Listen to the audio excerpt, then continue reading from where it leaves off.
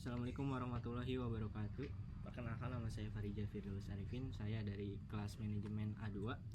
Di sini saya akan mempresentasikan artikel tentang krisis ekonomi Indonesia saat kepemimpinan Presiden B.J. Habibie. Yang pertama itu adalah latar belakang pemerintahan Presiden B.J. Habibie saat tahun 1998-1999 adalah masa transisi politik di Indonesia.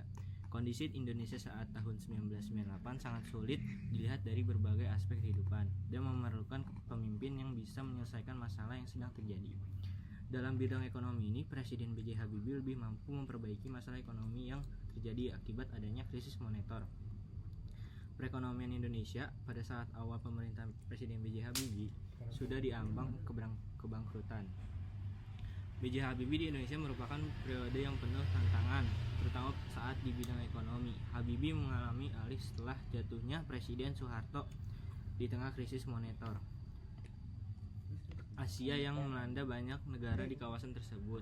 Dalam konteks ini, jadi kebijakan ekonomi Habibie menjadi fokus utama berupaya untuk menstabilkan ekonomi yang sedang terpuruk. Faktor-faktor ini ada beberapa faktor-faktor penyebab krisis ekonomi Indonesia meliputi: yang pertama itu ada utang luar negeri yang tinggi. Indonesia memiliki utang yang besar dan banyak perusahaan yang sangat bergantung pada pinjaman luar negeri. Yang kedua itu ada kelemahan sektor perbankan. Itu banyak bank mengalami masalah likuiditas dan solvabilitas akibat pengelolaan yang buruk dan ketidaktransparan. Yang ketiga itu adalah kebijakan ekonomi yang tidak efisien. Kebijakan ekonomi ini order baru yang didasarkan pada korupsi dan kolusi mengurangi kepercayaan investor.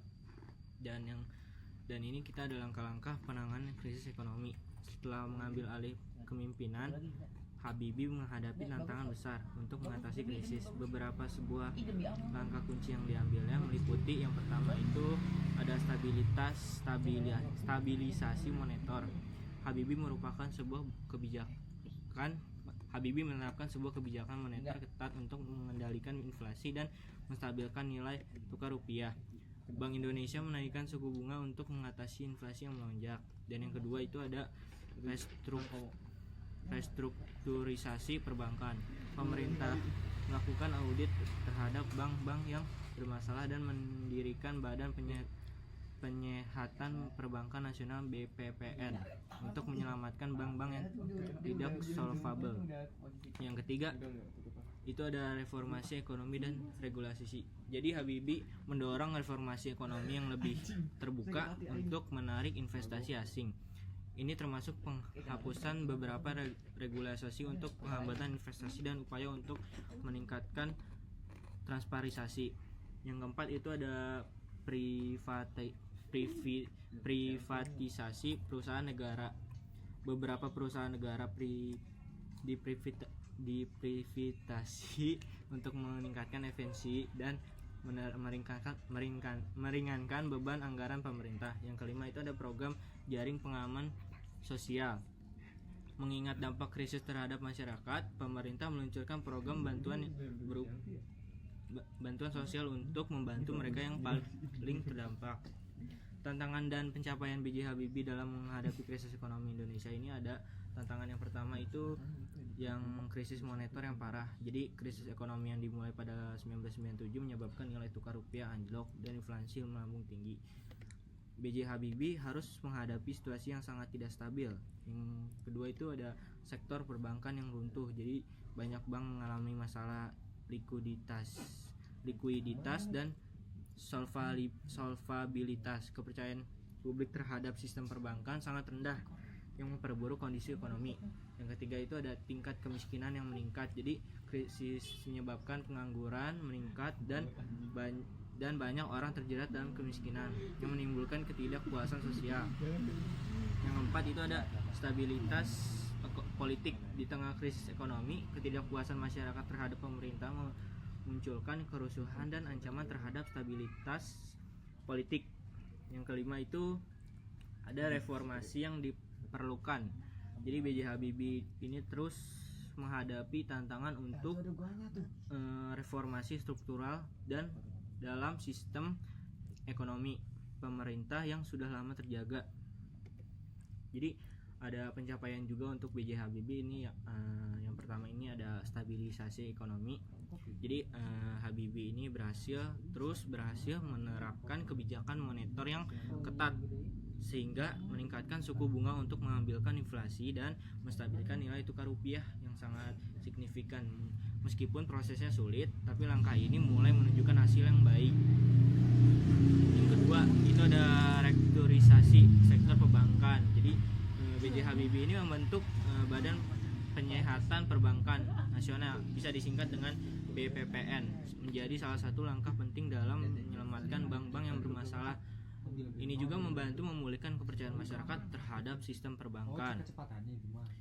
Reformasi ekonomi yang ketiga ini ada reformasi ekonomi. Jadi B.J. Habibie ini terus memperkenalkan reformasi yang lebih terbuka dan transparan untuk menarik investasi asing. Ini termasuk penghapusan regulasi untuk menghambat. Yang keempat ini ada privatisasi perusahaan negara. Proses ini bernama privatisasi beberapa perusahaan yang negara lakukan untuk meningkatkan efisiensi dan mengurangi beban anggaran, meskipun kontroversial.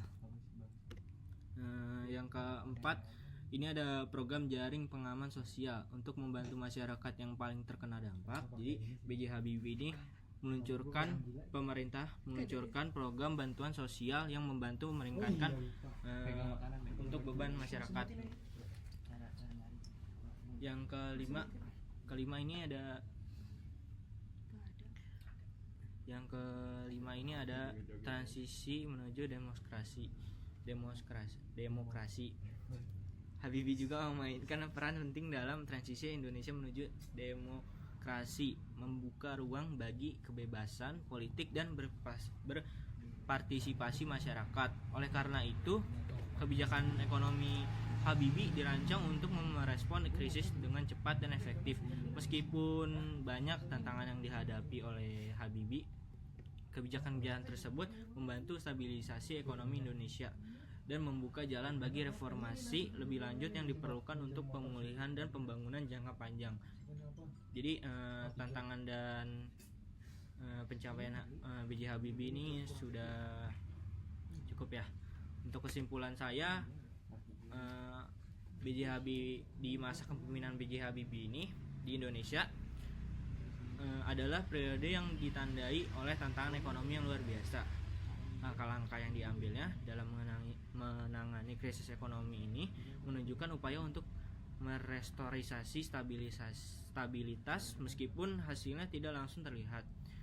Oleh karena itu, di hadapan banyak kesulitan, periode ini juga membuka jalan bagi reformasi yang lebih luas dalam ekonomi dan politik Indonesia.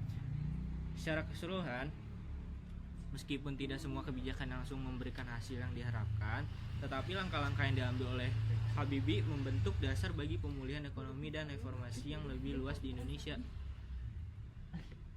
Periode ini menunjukkan pentingnya respons cepat dan strategis dalam menghadapi krisis, serta peran reformasi dalam membangun kepercayaan dan stabilitas. Mungkin sekian dari saya tentang artikel ini, krisis ekonomi di masa kepemimpinan B.J. Habibie. Jadi B.J. Habibie ini terus berupaya untuk menyelamatkan krisis ekonominya di saat kepemimpinan dia untuk supaya Indonesia ini ekonominya tidak terpuruk dan jatuh. Jadi untuk B.J. Habibie, Presiden B.J. Habibie ini saya sangat berterima kasih karena sudah memperbaiki ekonomi pada saat masa kepemimpinan Soeharto. Saat itu dia ekonomi Indonesia itu menurun dan B.J. Habibie ini sempat menyelamatkan ekonomi Indonesia. Jadi saya sangat berterima kasih dan sebesar-besarnya kepada pahlawan kita B.J. Habibie di masa kepemimpinannya dan presiden-presiden lain. Sampai saat ini saya sangat menghargai tujuan untuk bangsa Indonesia ini, apalagi tentang ekonomi Indonesia, karena di Indonesia ini kita harus maju. Jadi ekonomi kita nggak boleh turun nanti Indonesia bisa menyaingi negara-negara lain, seperti contohnya negara-negara yang sudah menjadi negara sukses itu seperti Cina, Korea, seperti itu, negara-negara yang sangat dimimpikan oleh negara Indonesia. Semoga nanti kedepannya Indonesia jadi lebih bagus dan lebih sebagai negara yang maju terus. Oke. Sekian dari saya. Assalamualaikum warahmatullahi wabarakatuh.